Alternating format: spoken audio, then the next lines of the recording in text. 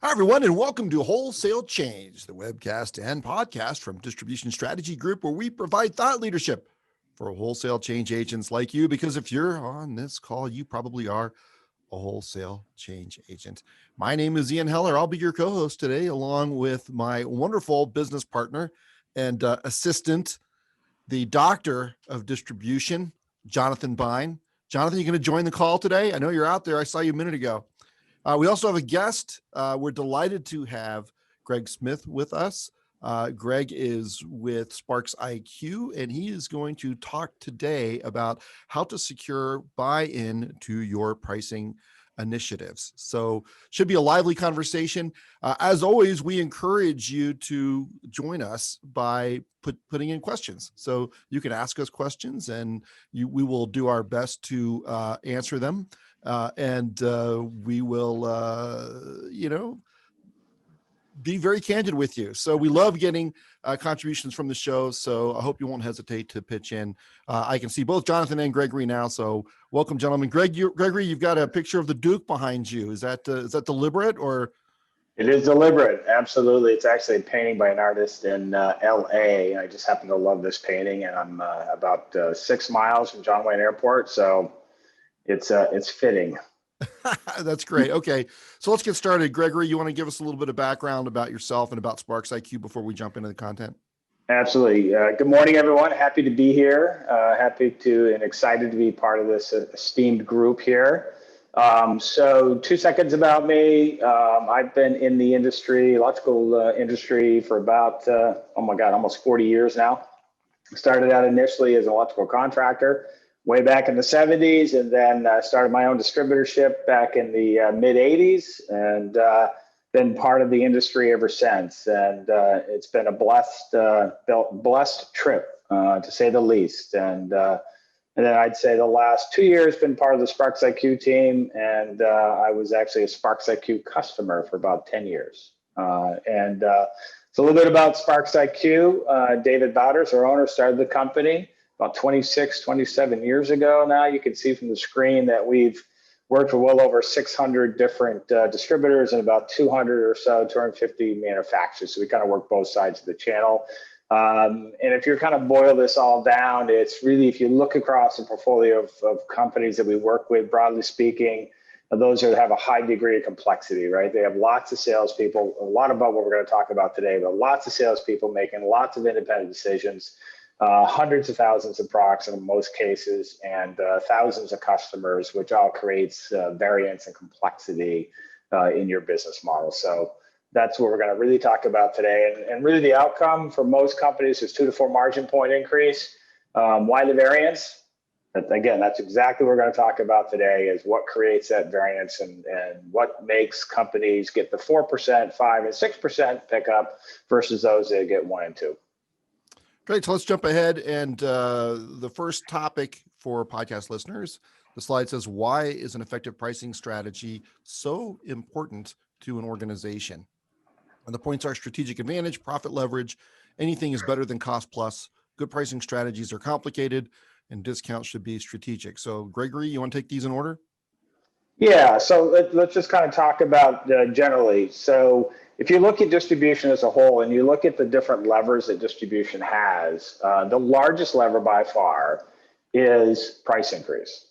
So just as an example, if you're a 4% EBIT company and you raise your prices by 2%, that has a net profit impact of somewhere around 42 to 44%.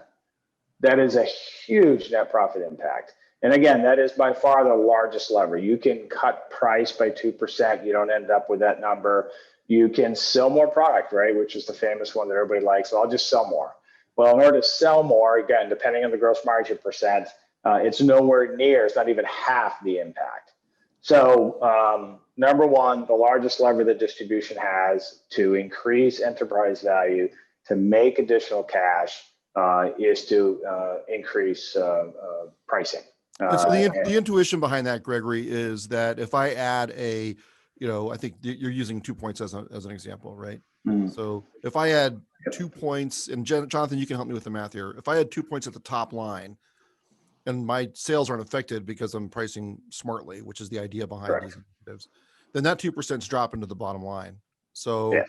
if I was a 5% EBIT customer and I add 2 points to that to 7%, because the 2% dropped through, then I've just gained 40% in profitability, right? Yeah. Yes, and the thing that's counterintuitive here is that we've all learned econ, we've all seen demand curves. So we expect that if we raise the price, we're going to lower demand and lower overall revenue.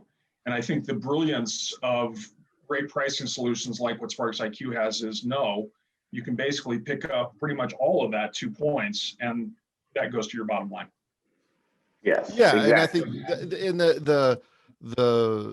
this has been proven over and over again, right? And so it's a lot of what we're going to talk about today is how do you make sure that happens? Because what prevents people from raising price, or what prevents organizations from achieving this, is they've got people who are pushing back and they don't want to raise prices, and you have customer service people who think giving away price is part of the value that they offer their customers rather than the way they get paid for the value they offer. But just understanding the math, which is simple, but I've learned over the years, a lot of people, especially at the front lines of the business, I've never been taught how this works.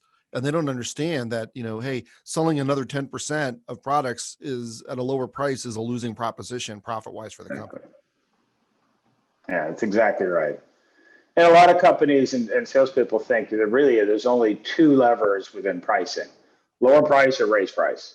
And that's just not the case. There's lots of more variants, a lot more opportunities that you can do with pricing other than just lower or raise price. Got it. All right. So keep going. And so in talking with a lot of clients, there's kind of 2 schools of thought here, 2 camps that companies kind of fall into. One is, I don't want to tell anybody I'm partnering with you or doing strategic pricing because it's a strategic advantage for me. And then I also got the other school of thought, which is frankly the one I was in, which was I wanted all of my competition doing this, right? And kind of raises the water level and kind of raises all boats. So depending on where you're at, and I understand both sides of that, really do. And so as we kind of talk about cost plus is probably the worst approach to pricing that a company could ever do. And that's the one that most companies deal with. So if I look across having conversations with hundreds of companies, possibly even thousands of companies, I would say that 80% are doing some sort of a cost plus pricing matrix or pricing methodology. Gregory, are you seeing the cost plus more in the channel, or are you also seeing it with the manufacturers? More so in the channel. Okay. Manufacturers do take, again, depending on the manufacturer and the sophistication of that manufacturer, most manufacturers are doing some sort of matrix pricing. They've got their products grouped by some level of sensitivity. May not be to the degree that we would like, but certainly some level of sensitivity. They've categorized their products and they're doing some sort of a matrix price, which is a list price down. Now, ironically, some companies that are even doing list price down, which is really the preferred method, and what we've known, again, from working with lots of different companies, is if you do list price down, you pick up another 100 basis points over and above what you're doing. And you start to change the conversation from cost up. Because as we know, there's absolutely zero correlation between your cost of goods and market price to that customer on that specific day for that specific product. There's just no correlation. Yeah, and one of the things that we like to do when we look at a customer and try to understand their profitability is we'll run a markup distribution chart. So we'll see, it looks like a porcupine, right? So here are the transactions marked up 10% off cost, and then 15% off cost, and 20% off cost, et cetera, on the fly. And it just is so destructive. I mean, there's no thought to it. It's just somebody said, let's mark that up 20%. And a lot of times what we've seen is those special source products have lower margins than stock goods, even though the stock goods are much, much cheaper to procure and sell. And you put a lot of labor into those specially sourced goods because you've got people at the front lines just going, mark it up 20, he's a good customer. Yeah. It's kind of what we call peanut butter pricing. Right. And every salesperson has their kind of preferred gross margin percent. Yep. And what we know is 90% of them, 95% of them end in zeros and fives. Right. Whether it's 10, 15, 20, 25, 30, whatever it happens to be. Right. And we've done literally thousands of histograms that all reflect that, either from a company level, from a salesperson level, from a customer level. They all end in zeros and fives. And because of that, we know there's no market pricing there. I just would like to point out that histogram sounds more sophisticated than porcupine chart like I use. I want to take my one advantage of the day. Okay, now the next point is good pricing strategies are complicated. Yeah, so the mistake I think a lot of companies make is, again, going back to, hey, I can either lower price or raise prices. Right. And it's way more complicated than that. And I have a lot of customers ask me during a recession, and certainly most recently, obviously, as part of the pandemic, is, I'm getting price pressure. What should I do? And the immediate response that everybody has is, demand lowers, price should lower. And there's not a direct connection there, right? It doesn't have to happen all the time. Now, my caution to companies is take care of your good accounts. But let me back up. Number one, understand who your good account is, right? Which accounts are making you net profit and which ones aren't. Right. The ones that aren't, don't lower price. The ones that are, lower price, but lower price with a caveat, right? And there's a number of different ways you can do it. You can say, if you buy X, you normally buy 10. If you buy 20, I'll give you a discount. Or you can say, hey, for the next 30 days or 60 days, here's what I can do. Or for this project, here's what I can do, right? Always tie discounts to some sort of caveat, to some trigger, because if you don't, the price that you just lowered it to in April 1st, guess what? That's the new base going forward. It's an entitlement. Absolutely. Right. Absolutely. So it's about, again, create a strategy for any price adjustment. Don't just do it because you're feeling market pressure or because the customer is screaming the loudest. You got to understand where your customer sits on this profitability curve, and then react to the ones who are important to your longevity, to your business. React to those, but put caveats around any price deviation. Okay. Yeah, it's part of a broader strategy in pricing that you want to limit in place, time, and segment or customer, the range of what that price affects, right? So if you can limit it in time, or if you can limit it in scope to certain products, then you haven't given away the store. Correct. Yep. All right, and then discounts should be strategic. Is that really what you mean by that? Yeah, exactly. That kind of encompasses the same thing. It's just making sure that you put guardrails up around any discounts that you give, and make sure you control it. Right. Pricing is just such an important part of any distributor's go forward strategy, profitability strategy. If you want to grow, this is how you generate the cash to do it. You want to get into the M&A market, you want to buy some companies, this is how you get the cash to do that. And this is how you pay for an acquisition in half the time, by going in and restructuring the pricing on the acquired company, so that you generate more cash quicker. Yeah, and we've seen distributors do that, right? So look, when you buy another company, you're valuing it based on trailing earnings, right? So you're looking at the last several years of EBIT, and you're maybe averaging it or looking at a trend. But if you can fundamentally go in and change the profitability of that company on a go-forward basis, then you start developing a huge gap between what the company's technically worth when you value it, and the value that you can get from that company over the next few years. And so, I would say that overhauling the pricing methodology, and thus the going forward profitability of the enterprise, is a way that we've seen a lot of distributors justify buying others and make good deals as acquirer. Yeah. Jonathan, exactly. You talk about this. Jonathan, you talk about this all the time, right? Yep. Okay. Yeah. So we work with a lot of PE companies and ESOP companies just for that reason. Got it. Okay. So the next question is, why is pricing so challenging for organizations? You want to walk us through this, Gregory? Yeah. So there's a couple angles here, and one is, I love this quote by the cartoonist. I think it was Walt Kelly.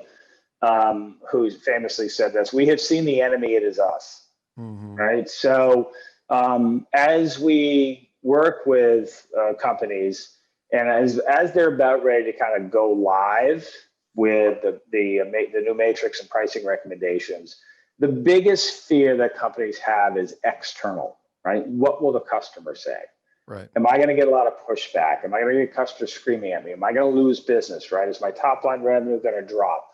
All those things. Well, if we did our job right, and we looked at several aspects of a successful price matrix project, which is customer specific pricing, contract pricing, and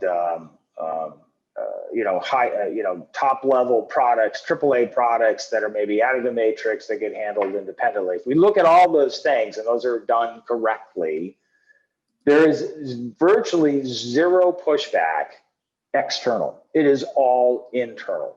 Again, we've seen this hundreds, thousands of times. It is always internal, the pushback. And very little customer pushback and frankly, very little customer acknowledgement that something's even changed, especially if you can do this at a time like we talk about 2021, Q1, Q2, manufacturers have already kind of shot that bullet over the bow and said, there's lots of price increases coming, folks. And so doing it in unison where they manufacture price increase is tremendously helpful, right? And can work really well. Lost the screen.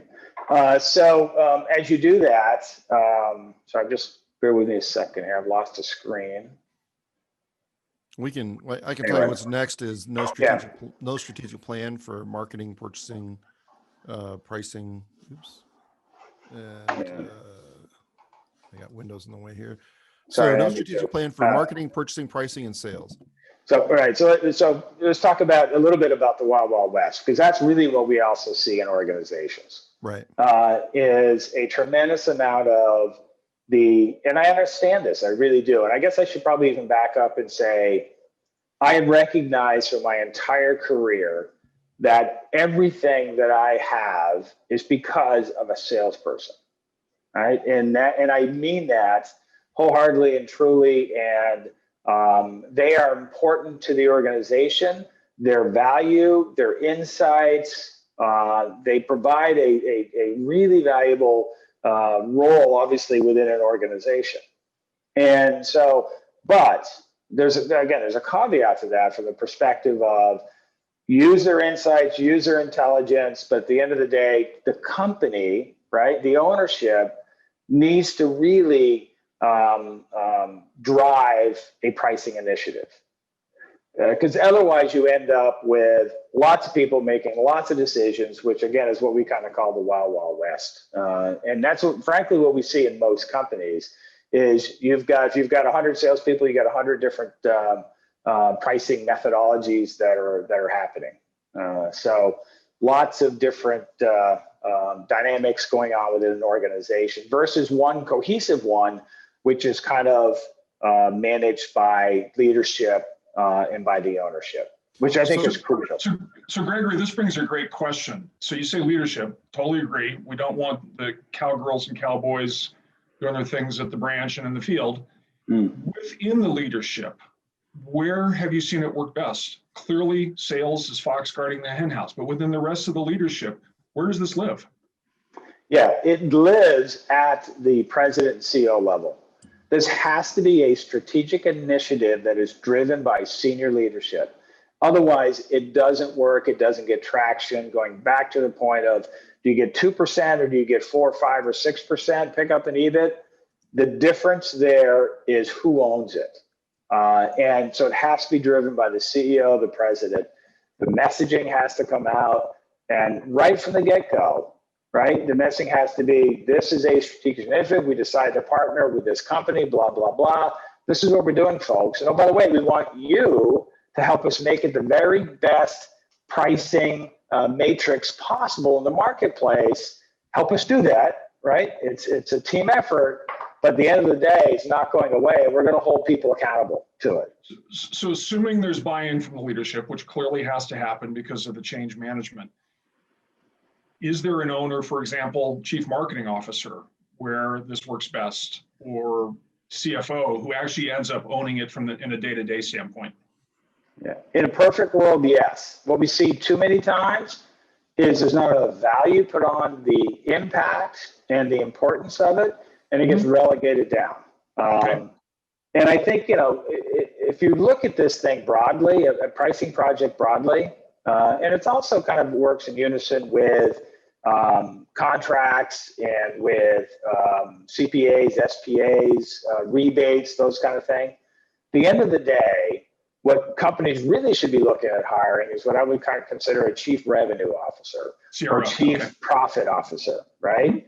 Because at the end of the day, it's all about turning as much revenue into profit that you can. That's all it is, right? So, it's just, what is the percentage that you're turning into profit? So speaking, getting back to your Wild West point, Eric, who's a friend of the show, contributed this. Another challenge, it's hard for sellers to know what is market price unless the company does a good job of collecting and sharing it with the sales team. Sellers often rely on a single data point from a single customer, right? Correct. So this customer says this price is too high, and customers can game that pretty easily, right? Yes, they can. And so we react because we're afraid of losing the order. Right. That's why it's important to have a strategic plan, pricing plan in place that sets the boundaries and the guidelines around what price should actually be changed to what one shouldn't be. So you don't have 100 different salespeople reacting to 500 different conversations, because that's exactly what happens, right? The salesperson speaks to an elephant and the elephant complains about a price on product A. 5 minutes later, that salesperson is talking to a different customer who maybe is a tiny customer who's buying that same product, and he just got spanked from the large guy. So what do you think that he or she does? They lower the price of the tiny customer, right? And and that happens 1,000 times a day. So how do you align the goals and compensation across the organization? Yeah, great question. So I don't think this is done enough, frankly, is some companies will do a pretty good job about setting up a kind of strategic margin plan or pricing plan, but they don't really align it with compensation. And the two really need to be aligned. And again, there's a couple different schools of thought here, whether you pay people on the actual margin, right, the P&L margin, or whether you pay them on some sort of other kind of inflated cost of goods margin. And my belief has always been, if you want the sales team to participate in your matrix, to participate into your pricing methodology, then you need to pay them based on the actual gross margin percent, right? And our gross margin dollars, right? The actual gross margin dollars, which I consider kind of the P&L gross margin dollars. And when you do that and you actually share that information with them, you don't miss, and there's a couple different ways you can do this, but I do believe in showing a what I would consider a operational cost of goods in the order entry screen, right? Which is maybe different than your actually average cost of goods or FIFO or LIFO, whatever you're using to feed the P&L, right? That's okay. But you pay them off the actual cost of goods. Right? There's a difference there. And so, when you look at products, and Ian, I think you mentioned a little earlier, when you talk about selling and say what we call an A item, right, which is just a fast moving item versus selling a D item, the habit from some sales folks is, or the thinking is, there is no margin dispersion, right? They treat all products equal, which they shouldn't. Like, you don't treat all customers equal, you shouldn't. Sure. And so the D products you should be getting a higher margin for than the A product. And sometimes what happens is they sell them all for the same price. But the D item actually has a higher cost to serve, probably terms of trade are different than they are on the A item. So inflating that cost of goods on the order entry screen to better reflect the actual cost of good on that product makes sense. But again, I would just caution and advise companies to pay off the actual cost of goods. And so this is interesting because you have your next section, the primary. Sorry to interrupt, Gregory, but sure, someone just threw in a comment that's, I think, really relevant. So your next point is that one of the primary reasons for failure is human resistance. And Tim, who's in the audience, said, we have found that the less control that outside sales has over pricing, the less the customer customer brings up pricing issues. It's funny like how that works, right? Yeah, Right? isn't that insightful? Yeah, is that your No. experience too? Oh, absolutely, absolutely. And it's really about keeping the salespeople focused on the orders that they should be focused on, not on the day to day. And please understand, for most pricing projects, we're not talking about project stuff. And this is where the lines get, a bit conflated sometimes. At least people like to conflate them. You're not talking about project business. You're not talking about high volume orders where a customer wants to buy a truckload of conduit. That's not what we're talking about here. We're talking about the day-to-day material. And so there's a big difference there, right? Because people they're not, if I'm calling up to buy 5 items for a job I'm on, I'm probably not shopping that with 3 bids, right? And it's not like a project where there are, that total markup may be on $500,000 worth of goods, and a point or two makes a big difference. And this little stuff, which is a whole bunch of orders and a whole bunch of sales volume, there's just not the awareness or effort. And a lot of times it's not worth anybody's time to go in and try to work out all these discounts when you can just, get the order done on both sides. And then in terms of, one of your points is leadership is not willing to persuade or direct compliance to the pricing initiative. Now, I've seen this a number of times where, you definitely want leadership out there explaining and educating and helping people understand why this is important, and telling them how, the 2% of the top line can be 40% or 20% at the bottom line because of the way the P&L works. All that stuff is really important. But at the end of the day, if leadership doesn't just mandate that we are going to do this, it really, in my experience, reduces the odds that this will be a successful initiative. Yeah, no, you're absolutely right. And what I encourage folks to do is look at this as a journey, not an episodic event. It really is a journey. And it's about, over time, putting up guardrails and barriers around the sales team so that they stay focused on what's important and they let go of the rest. And that can be done any number of ways, right? So I've got companies that remove cost of goods from the order entry screen altogether. There's companies that limit, based on authorization within your ERP system, limit the ability to discount on some products, right? So they can only discount 10% or 15%. Some products you can't discount at all. I don't recommend doing that out of the box, especially if you're going from Wild Wild West to some sort of a structured pricing. But over time, you can continue to build those kind of barriers and structures around your pricing that continues to enhance the results. Well, and that gets back to Tim's point, right? The less control outside sales has over pricing, the less the customer brings up pricing issues. There's just no merit in having that discussion if your sales rep can't do anything about it. That's exactly right. And so it's funny. So a couple things real quick. So used to do a lot of customer councils, and pricing, right, would usually come up 3rd, 4th, or 5th at every single customer council. But once you started to kind of look under the covers, the issue that customers had with pricing was not the price. It was the variation of price that happened over a period of time. Right. So as an example they would call Joe and order 6 parts, and Joe would give them a price of $2. A week later, they walk into the counter and talk to Nancy and get 6 more of those parts and get a different price. Yeah. That's what irritated customers. It wasn't the price itself. It was the variation in pricing. And then one other quick story relative to that is we used to hire a shopping service to come in and do a whole bunch of different kind of visual and verbal analysis, if you will, of all of our locations. And about over a period of 6 years, I added to their request, and this was men, women, whatever, just random people walking into our locations. I added to their kind of laundry list of things to do, which is to ask for a better price when they buy something. And don't give any reason for it. Don't say, so-and-so down the street has a better price, or I can see a better price online. Don't say anything. Just simply ask, can I have a better price? When we started our pricing initiative, and the percentage was 68% of the time, they just arbitrarily lowered the price when we first started this journey.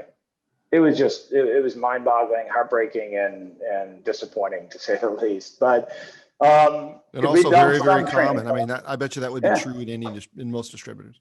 Right? Yeah. Which just then trains your customers to ask for price discounts. Bingo. Right. That's it. You hit the nail on the head. We've trained our customers to ask for price discounts. What other industry do you know where that happens? Well, I see it in tech, by the way. Do you? Tech salespeople, tech customers know that end of the quarter means discounts. True. So, and I think in the tech world, there's, even when it's not end of the quarter or end of the year, the list price is set with the expectation that there's going to be a discount for many enterprise sales. So. Yeah, but those are big ticket sales, aren't they, Jonathan? Correct. Yes. And so you expect that you're not getting a discount from Salesforce.com on a 20-seat license, right? No, I mean, I don't expect to walk into Home Depot and pick up, 20 light bulbs and go up to the front and go, "Hey, can I get a better price?" Exactly. Well, and then you bring on the Monty Python skit. You're supposed to haggle with me. Right. Oh, yeah. Exactly. Why don't you haggle with me? Yeah. All right. So this next slide is what is required to ensure success, and this is success of the implementation of a pricing initiative. So Gregory, you've got, probably 10 or 15 points on here. So run down on what are the requirements to ensure success of a pricing initiative? Yeah, I think the first thing is to kind of create the why, right? Why are you doing it? Why is it important to the organization? And so again, for a success of a pricing, strategic pricing kind of initiative, it's really about building kind of a, I don't know what's the word. It's not just about doing 2 or 3 steps within the process.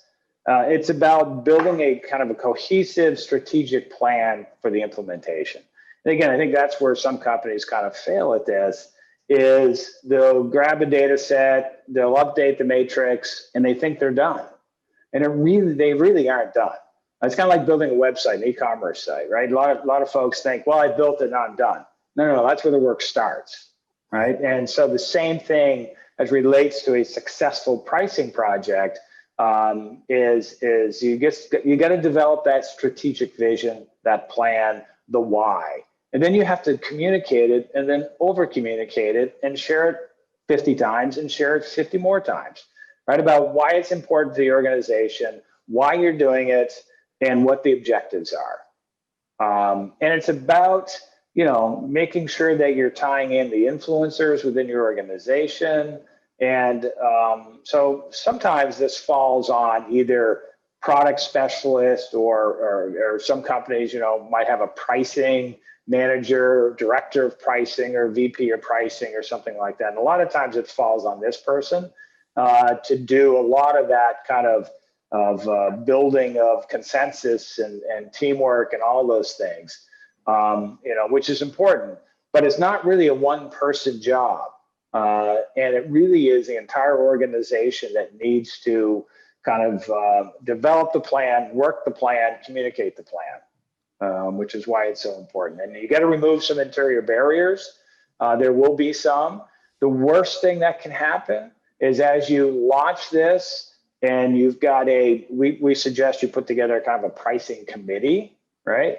And so the pricing committee is working, they're making phone calls to the salespeople who are kind of making questionable decisions about why did you override this to this tiny customer, this one product, all those things. The worst thing that can happen is, they get off the phone with the salesperson is a top performer, the salesperson calls their boss or calls the president and says, hey, why is Greg being a pain in my butt? Tell him to go away. And then, I get the call from the president, say, hey, can you not have that conversation with Joe, right? He's an important sales driver here. That is the kiss of death. If you're going to allow that to happen, don't do anything. Continue what you're doing. Save yourself some aggravation. So we've got a couple of questions here, Gregory. So this is an interesting one from Dale, and he's asking, and this is getting back to the pricing consistency that you mentioned. So he's saying if we have a price optimization project and it does slightly change the price of an item monthly or even every other month, is that going to look negative to the customer because pricing isn't consistent? Yes, the answer is yes, which is why we recommend only optimizing your pricing on an annual basis. Interesting. Okay.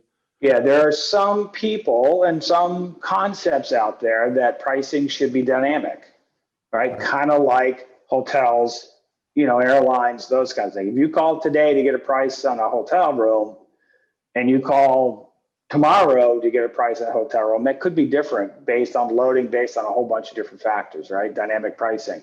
There are some people that think that's the way to go. Some industries that may be the case, but in wholesale industrial B2B, I do not believe that to be the case. Right. So that works in airline pricing, right? Because you expect that ticket's going to be different today and than it is tomorrow. But we're not doing yield management in distribution, right? Yeah, I think it's a really important point. It's really it's interesting. And I remember there's a guy named Bob Sherlock who does a lot of pricing consulting, and he says the problem with dynamic pricing or yield management in wholesale distribution is that people are watching. And so the models may optimize pricing, but if it's angering your customers, you're doing more harm than good. And then Eric has another comment or question. Prior to full-blown strategic pricing plan, so Gregory, prior to doing a full-blown strategic pricing plan, are there some low-hanging fruit actions you can take? Yeah, what's important is for most pricing projects is customer categorization, right? Make sure your customers are in proper categories. And again, depending on your industry, but if you've got contractors, are they commercial, residential, institutions, industrial? Make sure you've got some customer categorization. And you can do that at high level. For most companies, it's 5 or 6 or 7 different categories. If you're talking about dynamic marketing, then you're going to want to expand that list to maybe 15 or 20. But for a pricing project, it's really pretty high level. And the other big one, which a lot of companies still continue to struggle with today, which is surprising, is product categorization. Product categorization is important for a pricing project. So making sure that those two are aligned and in pretty good, they don't have to be perfect, right? But making sure they're in pretty good shape. Us, and as I'm sure as well as other companies, can also help companies and do that. But making sure they're in pretty good shape is important. Third piece is create the strategic vision, right? Make sure you're doing it for a reason, the why. And then it's about, I didn't mention this before too, but I believe personally that whoever is in charge of your pricing, and I hate the word pricing in this example, but whoever's in charge of turning as much revenue into profit as possible should report directly to the CEO and the president. I firmly believe that, because that creates a different image within your organization, right? And it really drives the importance within your organization of what this role is. And too many times, it's a director of pricing who maybe reports to IT and maybe reports to sales or maybe reports to purchasing. So it's usually 2 or 3 levels removed. And I just think that's a mistake. And in terms of categorizing, you mentioned products, but Eric's, one of our listeners, is also suggesting geographic categorization. So that's usually part of a full-blown pricing analysis, right? And so correct, Eric's correct. But my encouragement there is to let the analytics tell us geographic variances and standard deviation of pricing. Because what happens is sometimes we like to lump branches or territories together by geography. And what we know is that may not be the actual price deviation, right? That may not be the actual bunching, if you will, of location. So in my previous life, we had 27 locations, and we grouped them into 6 different matrix pricing methodologies, and we had branches in different states that were part of the same matrix. Right. So Columbus, Ohio, and Chicago are all in the upper Midwest region, but they're totally different pricing margins. Exactly. Could very well be. So you also have something about having an empowered pricing committee, and what is that? So it's about having a cross-discipline group of folks that have the authority to manage pricing, the matrix, and the profitability within your organization. And yes, you should have a dedicated lead, right? This is a person of either, as I suggested before, I think a VP level that reports directly to the CEO, who actually oversees the committee. Right. If not, then at least having a C-level or VP level person that is sponsorship, right, of the committee. If you don't want to do that, and it could be somebody from IT, somebody from purchasing, somebody from operations, certainly sales folks, senior leadership has to be on the committee. And their role can vary, but primarily their role is to review the initial analysis, help with the initial launch, help with the communication. And then what's equally as important is we meet with our clients month after month after month to kind of review the results and help and guide them into the areas that they should be spending attention to, right? So it's about taking a look by customer type, by customer size, by products, being able to easily and quickly identify and be proactive in your decision-making about where and what pricing should change within your organization. But it's also about the accountability aspect, which is incredibly important in doing a pricing project, is there has to be accountability. And that, frankly, is probably the number one reason for most companies to fail at a pricing project, because there isn't accountability there. And it's frankly, as I used a reference before, it's about holding a salesperson accountable to make the right decisions. And when they don't, hold their feet to the fire and say, you can't do that. So in a pure commission organization, and a lot of distributors have sales forces that are paid 100% commission. I've seen the philosophy for a salesperson that any sale is better than no sale. And I'm going to price at whatever it takes to make sure that I get that sale. Because if I do, I'm going to write, $5 million in revenue this year. And that's a sure thing. And I can make that 5 million a sure thing if I go down to 18% gross margin, right? Sure. If I just say it's, cost plus whatever I need to get to 18% gross margin, then I can make sure I get 5 million in sales. That's going to put, X hundreds of thousands of dollars in my pocket. And so, that's a lot easier for me. It's like the real estate agent that wants every seller to mark their house down as low as possible because they can get more in units. Sure. Right. So how do you deal? Do you put bands on, do you change commission structure, and how do you deal with that? Cause I think that's pretty common. No, I do too. And sadly, part of that is the fact that I think a lot of folks, even senior folks, think all gross margin dollars are created equal.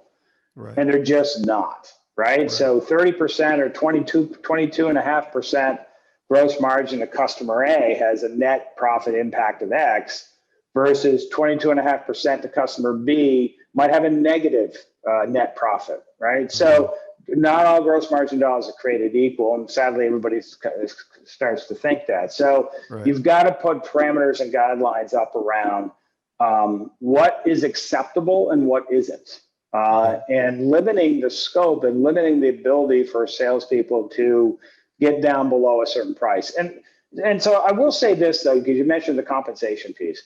I've worked with a lot of distributors who've gotten really creative on the compensation piece. And if the gross margin is over X, they get a kicker. If it's under Y, they get a deduct. I have to tell you, it didn't really move the needle. I was surprised. I was a big, conceptually, I think it's brilliant, but it didn't really move the needle. And so I think it's more about setting the stage, setting the need, and then just putting parameters up around what they can and can't do. So I'm tempted to ask why, but I need to jump in. We've got some more questions stacked up here. So Ken wants some clarification around this once per year pricing adjustment. So he says, are you saying to lock down pricing until next year? So if we use list and discount and reset each year in January, but a supplier increases their list price in March, are you saying we should keep customer pricing the same until the next January? And couldn't that cause margin erosion? Yeah, no, I don't recommend that at all. So when I talk about a matrix kind of lockdown or matrix analysis, I recommend we do that once a year. We work as a team to actually implement that matrix. What happens on the manufacturer side is an individual business decision. Got it. And I do believe 90% of the time in carrying those increases forward to the customer. There may be some cases that contractually you may not be able to do it. All those things, kind of baked into that decision.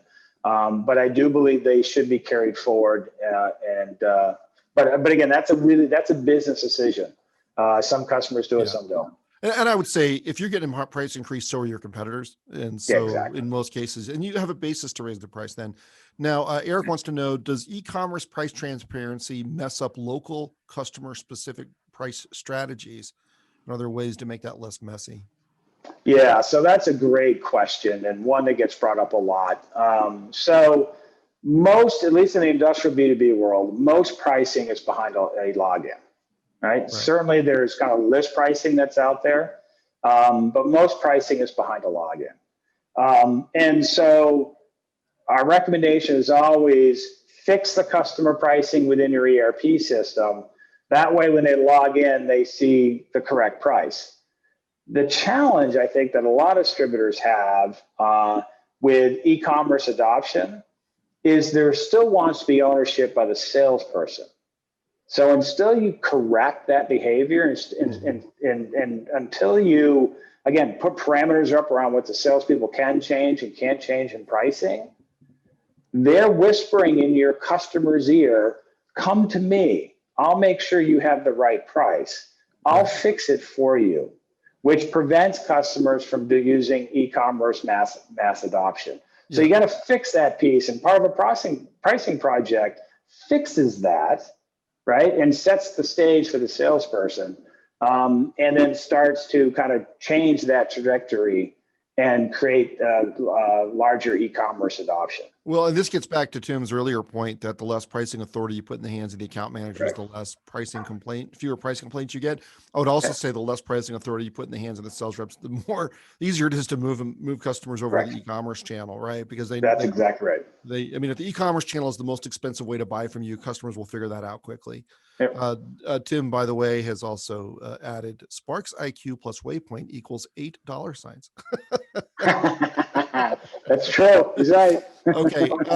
So because we're going to start running short of time, I want to go to the outcomes page. Gregory, if there's anything I missed on the other page, feel free to pull it in. But you're talking about the outcomes are, EBIT improvement, increase in enterprise value. I think that's stuff we get. That's math, right? Yeah. But you've got to hear improve culture. So what is it about this type of initiative that improves your culture? Yeah, no, that's a great question. So, or a great point. And that is that as you walk through this exercise, we spend a lot of time on change management. We have Six Sigma folks that are on the team that have been professionally trained, that work with our clients to change the culture. And that's probably the number one obstacle to tremendous success within an organization. And not just as relates to pricing, by the way.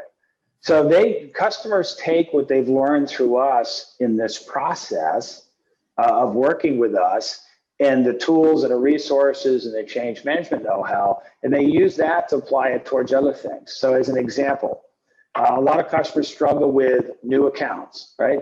How do we price or engage with a new account? We help them design strategies and standard operating procedures that help them onboard new accounts, help them understand that every customer has a price life cycle. How you price a new customer versus how you price a customer that's been on board for 2-3 years versus how you price a customer that maybe has been a customer for 25 years. And by the way, it doesn't mean that the gross margin drops at all. It actually conversely just the same.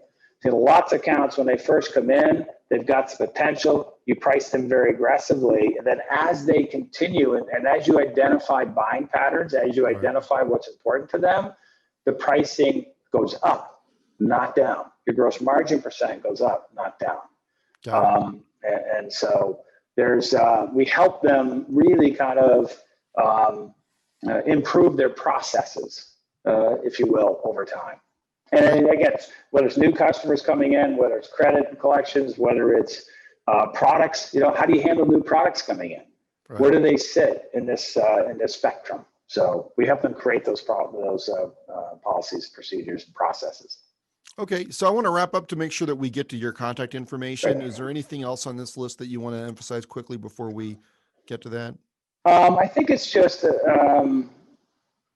you talk about the benefits, right? So I'll talk maybe a few minutes about market basket diversity.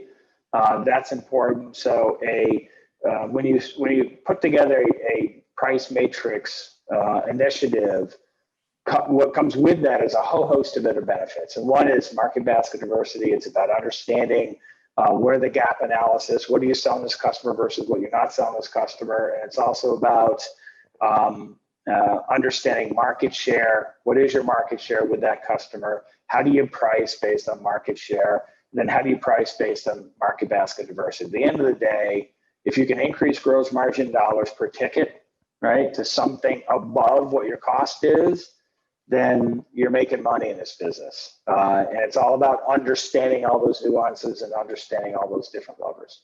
Got it. Excellent. That's very helpful. And so you're introducing customers into more profitable categories over time. Yes. Right. Yep. All right, good. Yep. All right. So Gregory, thanks so much. This has been absolutely fascinating. Gregory's contact information is on the right for you podcast listeners. It is gregory.smith@SPARXiQ.com. That's SPARXiQ.com. And Jonathan's contact information, mine, is also up there. We are about to wrap up a series that we've done with the National Association of Wholesaler Distributors called How Technology Will Transform Wholesale Distribution. We've done 6 research reports and webinars so far. We just did one yesterday, actually. If you go to naw.org/howtechwilltransform, you will come across all of that information, which is free. And we appreciate your time today, Gregory. Jonathan's been great working with you again. Thanks so much, everyone, for attending. Thanks for all the questions and participation. Nice. This has been the Wholesale Change Show, and we'll see you next week. Thanks, everyone. Bye now. Thanks, everyone. See you. Happy holidays. Yes, same to you. Happy holidays.